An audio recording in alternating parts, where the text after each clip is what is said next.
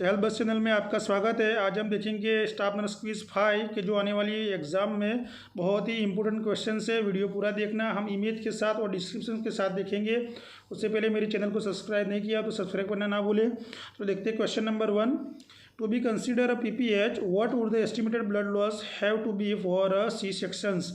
कि C sections में कितना ब्लड लॉस होगा तो हम उसे PPH जानेंगे, कहेंगे। 550 ml से कम, B 600 ml, C 900 ml, D 1000 ml। तो उसमें राइट आंसर आएगा D 1000 ml से ज़्यादा ब्लड लॉस होगा तो हम PPH कहेंगे सीजरियन सेक्शंस में। देखिए, पोस्टमार्टम हेमरेज के बारे में हम जान लेते हैं कि वजाइनल डिलीवरी में 500 ml से ज़्यादा ब्लड लॉस होगा तो हम PPH कहेंगे, और सीजरियन सेक्शंस में 1000 ml से ज़्यादा ब्लड लॉस होगा तो हम उसे PPH से जानेंगे। PPH दो तरह के होते हैं कि विदिन 24 आवर्स होता है, उसे हम क्या कहते हैं, प्राइमरी पोस्टमार्टम हेमरेज। ना लेटर 24 आवर्स के बाद जो होता है उसे हम सेकेंडरी पोस्टमार्टम हेमरेज से जानते हैं। देखते हैं अगला question. Onset of puberty before the age of 8 year in girls is called. 8 साल से पहले गर्ल्स में जो प्यूबर्टी आ जाती है उसको हम क्या कहते हैं, मिनार्की, डिले प्यूबर्टी, सी थिलार्की, डी प्रीकोशियस प्यूबर्टी। तो उसमें हमारा राइट आंसर आएगा प्रीकोशियस प्यूबर्टी से नाम से हम जानते हैं। देखो, गर्ल्स में 8 साल से पहले जो सेकेंडरी सेक्सुअल कैरेक्टरिस्टिक्स आ जाती है उसको हम प्रीकोशियस प्यूबर्टी कहते हैं, और बॉयज़ में 9 ईयर्स से पहले आ जाती है सेकेंडरी सेक्सुअल कैरेक्टरिस्टिक, तो उसके हम प्रीकोशियस प्यूबर्टी नाम से जानते हैं। थर्ड नंबर का क्वेश्चन देखते हैं। तो initial assessment of newborn is. Newborn में जो हम इनिशियल असेसमेंट करते हैं उसको क्या कहते हैं, transitional assessment, Apgar score assessment, on going assessment, clinical assessment. तो उसमें हमारा राइट आंसर आएगा Apgar score assessment. Apgar score 1 minute और 5 मिनट पे किया जाता है, और उसमें हमें क्या देखना होता है, अपगार से एक्टिविटी, पल्स, ग्रीमेस, अपीयरेंस और रेस्पिरेशन से 5 चीज़ों हमें देखनी होती है।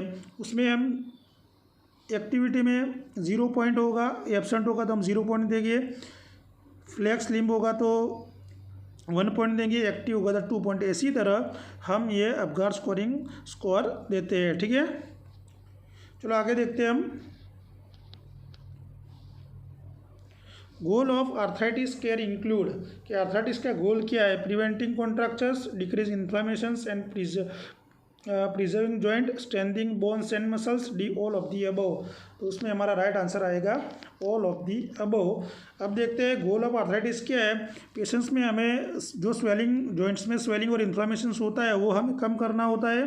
पेशेंट्स के जो सिम्टम्स होते हैं उसे रिलीव करने होते हैं। जॉइंट डैमेज होने से हमें बचाना होता है, और पेशेंट्स की ओवरऑल वेलबींग और जो फंक्शन होता है उसमें हमें इम्प्रूवमेंट लाना होता है, और ज़्यादा कॉम्प्लिकेशंस न हो इसलिए हमें कॉम्प्लिकेशन से प्रिवेंट करना है, और फ्लेयर अप्स रिड्यूस करना होता है। ये आर्थराइटिस के गोल है। आर्थराइटिस के टाइप होते हैं रूमेटॉइड आर्थराइटिस, ऑस्टियोआर्थराइटिस, स्पॉन्डिलो आर्थराइटिस, ऐसे आर्थराइटिस के टाइप होते हैं। फिर गाउट भी आता है कि जो यूरिक एसिड से होता है वो। अब आगे देखते हैं। The type of restraint to be prevent the patients pulling a catheter, IV line and hair ETC, कि वो कौन सा रिस्ट्रेंट का टाइप है जब हम कैथेटर और IV लाइन के वक्त यूज़ करते हैं, elbow, mitten, clove hitch, D booties. तो उसमें हमारा राइट आंसर आएगा मिटन का यूज़ करते हैं। मिटन और फिंगर स्टेंस के नाम से हम जानते हैं। मिटन क्या होता है कि इन्फेंट के लिए हम यूज़ करते हैं, कि बच्चे को सेल्फ इंजरी प्रिवेंट करने के लिए हम ये डालते हैं। इनकेस इन्फेंट को बर्न्स हुआ है, फेशियल इंजरी हुआ है, एक्जिमा है, फेस और बॉडी में है, उसके अलावा बच्चे को ये प्रोसीजर करना है, तब हम मिटन का यूज़ करते हैं। आगे देखते हैं कितने टाइप के है रिस्ट्रेन, देख लो। रिस्ट्रेन के टाइप देखो, mummy restrain, elbow restraints, extremity restraints, abdominal restraints, jacket restraints और मिटन और फिंगर रिस्ट्रेंस, ये सब रिस्ट्रेन। देखो, जैकेट रिस्ट्रेन में कैसा ऐसा होता है, मिड रिस्ट्रेन में अपने चर्चा कर ली अभी, wrist restrain, A 2.3 to 4 point distance और बेल्ट डिस्टेंस, ये सब डिस्टेंस के फिजिकल डिस्टेंस के टाइप से जो बाहर एग्जाम में पूछे जाते हैं। आगे देखते हैं हम deficiency of clotting factor 9 leads to, 9 factor के क्लोटिंग डेफिशिएंसी से क्या होता है, हीमोफीलिया, थ्रोम्बोसाइटोपेनिया, क्रिस्मस डिजीज या डी थैलेसेमिया। तो उसमें हमारा राइट आंसर आएगा 9 से क्या होता है, क्रिस्मस डिजीज। हीमोफीलिया क्या है, हीमोफीलिया एक ब्लीडिंग डिसऑर्डर है कि जिसमें क्लोटिंग फैक्टर की कमी की वजह से देखने को मिलता है। देखते हैं अब हम हीमोफीलिया के बारे में। फर्स्ट देखो कि हीमोफीलिया ए किसकी वजह से होता है, ये कॉमन टाइप ऑफ हीमोफीलिया है और ये सीवियर है, वो फैक्टर 8 की वजह से देखने को ये मिलता है और ये एक्स लिंक जीन हीमोफीलिया है। ठीक है, बी देखो ये ऑटो बी है, वो भी एक्स लिंक है और उसको हम क्रिस्मस डिजीज से नाम से जानते हैं। वो 9 नंबर की फैक्टर्स की कमी की वजह से देखने को मिलता है और ये मॉडरेट टाइप का है। और सी है वो माइल्ड है, वो डेफिशिएंसी किसकी वजह से, 11 नंबर की फैक्टर की डेफिशिएंसी की वजह से देखने को मिलता है जो ऑटोजोमल है। याद रखना हो एक्स लिंक 8, 9 और 11 ऑटोजोमल है। अब हम देखेंगे कि सभी फैक्टर जो क्लोटिंग फैक्टर है वो एग्जाम में पूछे जाते हैं, तो उसके बारे में हम देख लेते हैं। उसकी निम्नलिखित देखो क्लोटिंग फैक्टर। फर्स्ट है फाइब्रिनोजन, तो हम कैसे याद रखेंगे, fresher, party today, come on let's sing and call senior please have fun. तो freshers means fibrinogens, party means prothrombin, today means thromboplastin. ऐसे एग्जाम में ऐसा पूछता है, सेकंड नंबर का क्लोटिंग फैक्टर नाम बता दो, प्रोथ्रोम्बिन। फर्स्ट नंबर का fibrinogen, thromboplastin, calcium, fourth number का कैल्शियम। ऐसे देंगे कि एमसीक्यू में 3 क्लोटिंग फैक्टर देंगे, एक दूसरा देंगे और एक्सेप्ट करके क्वेश्चन भी पूछ लेंगे उसमें।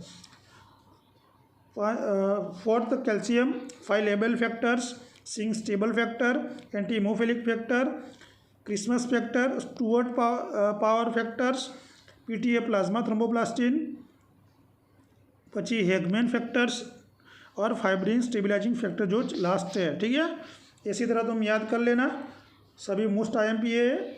चलो आगे देखते हैं हम। The height of the uterus of the level of umbilicus during pregnancy is at, के जो प्रेगनेंसी की हाइट है अम्बिलिकस पे कितने वीक तक पहुंचती है, 16 वीक, 18 वीक, 24 वीक्स के डी 28 वीक्स। तो उसमें राइट आंसर आएगा 24 वीक के वक्त पहुंचती है। अब उसमें हम देखते हैं 16 वीक पे क्या होती है कि 3 फिंगर अबव सिम्फाइसिस पुबिस पे होती है, 3 फिंगर अबव, और 20 वीक पे 3 finger with below 3 fingers umbilicus से नीचे होती है, और 24 वीक्स पे अम्बिलिकस पे वो पहुंच जाती है। और 28 वीक्स पे क्या होती है, अम्बिलिकस से 3 फिंगर अबव देखने को मिलती है। और 32 वीक्स पे बिटवीन अम्बिलिकस एंड जायफोर्ड प्रोसेस, ये भी बार बार पूछा जाता है कि ये पूछता है, और ये 24 वीक वाला एग्जाम में पूछा जाता है। 36 पे का वो भी कोस्टल आर्च मीन्स जिफिड प्रोसेस पर पहुंच जाती है। 40 वीक वहाँ से थोड़ी कम होती है, 40 वीक्स पे 1 to 2 फिंगर कोस्टल आर्च के नीचे होती है। ठीक है, ये भी बहुत ही आईएमपी क्वेश्चन है। चलो आगे देखते हैं हम। One of the purpose of documentation का पर्पस कौन सा है, नर्सिंग एजुकेशन में पूछा है। नर्सिंग एजुकेशन एडमिन रिसर्च का भी एग्जाम में क्वेश्चन आते हैं। Legal record and audit, keep the document up to date, see diagnostic purpose, development of nursing care plan.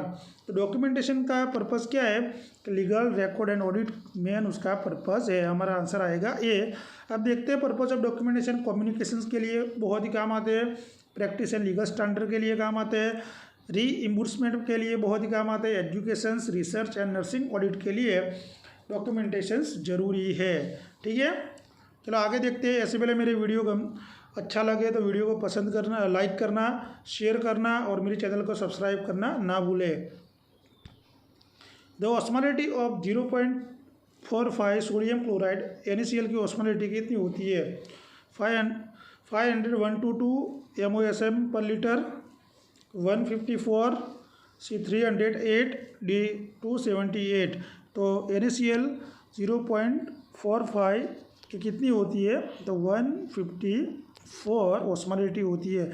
उसका देख लेते हैं, ये भी 5 डेक्सट्रोज में कितनी होती है, 278, 0.18 सोडियम क्लोराइड विथ 4% डेक्सट्रोज की 300 और 0.45 सोडियम क्लोराइड की कितनी होती है 154। 0.45 सोडियम विथ क्लोराइड 5% डेक्सट्रोज की 432। 0.9 सोडियम क्लोराइड की 308। 0.9 सोडियम क्लोराइड 5 डेक्सट्रोज की 586। ये भी बहुत ही IMP है और तुम्हें ये याद रखना है खास करके, ठीक है। तो उसमें सिंपल हम क्या याद रखेंगे, 0. सोडियम क्लोराइड की 154, 0.5 सोडियम क्लोराइड विद D5 पूछे तो उसका भी 154 और 0.9 सोडियम क्लोराइड पूछे तो 300, उसका डबल कर लेना है हमें। क्या करना है, डबल कर लेना है 308, ठीक है। चलो आगे देखते हैं। It is a leading cause of death in infant and young childrens. Infant and young childrens में लीडिंग कोज डेथ का कौन सा है? Pneumonia, congenital anomalies, diarrhoeal infections, D communicable disease. तो उसमें हमारा राइट आंसर आएगा न्यूमोनिया, जो बच्चों में डेथ का लीडिंग कोज है। न्यूमोनिया के बारे में थोड़ा देख लेते हैं कि न्यूमोनिया है क्या। कि इन्फ्लामेशंस के लंग्स की पेरेन्काइमा में इन्फ्लामेशंस हो जाना, उसको हम क्या कहते हैं, न्यूमोनिया कहते हैं। न्यूमोनिया बहुत ही बड़ा बिगेस्ट किलर डिजीज़ है वर्ल्ड वाइड चिल्ड्रंस में। पर कौन से चिल्ड्रंस? अंडर 5 ईयर्स चिल्ड्रंस में किलर डिजीज़ है न्यूमोनिया, ठीक है। ये मोर्टालिटी रेट भी बताया गया है और बच्चों में वर्ल्ड वाइड डेथ होने का मुख्य कारण है न्यूमोनिया। मोर्टालिटी का मुख्य रीज़न क्या है? न्यूमोनिया है।